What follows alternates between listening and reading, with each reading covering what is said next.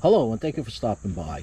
Today I'm going to show you how to remove an ignition switch from this Craftsman DL2000. The reason for the removal of the switch is that the original owner replaced the Kohler engine with this Harbor Freight Predator engine.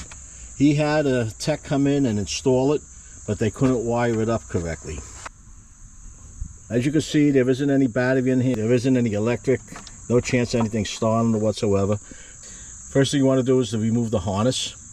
Once you remove the harness, you come back underneath. I don't know if the camera's picking this up, but there's two tabs under here that you have to squeeze. You squeeze those two tabs, and it's a little stiff. You want to try and do this without any tools.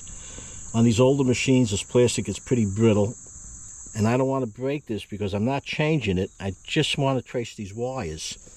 Give me a second here, I need two hands.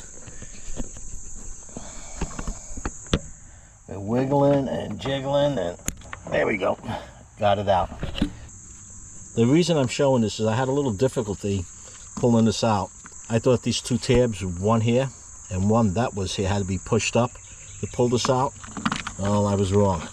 What has to be done is this tab over here and this tab under my thumb has to be squeezed. Once you squeeze it, you have to kind of like wiggle it to pull it out. And that's all there is to it. Stay tuned to watch my upcoming videos and how I'm going to rewire this Craftsman that had the Kohler engine in it to this Predator engine. If you have any questions or comments, post them down below. If you enjoyed this short video, give it a like, it does help. And if you haven't done so already, subscribe. Hit that Joe Z button. And not to miss my next video coming up, be sure to ring that bell. Until next time, stay safe.